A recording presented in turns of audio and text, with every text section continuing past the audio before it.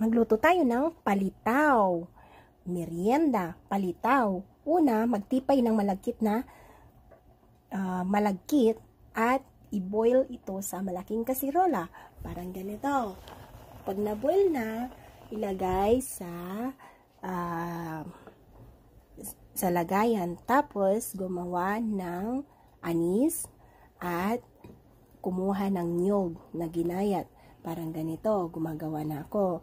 So, ilagay ito, maghugas muna kayo ng kamay.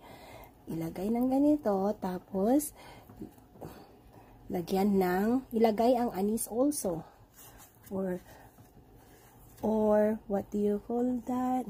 Parang, anis sa amin eh, sesame seed. Iluto ang sesame seed. Tapos, ganyan, ito na ang resulta.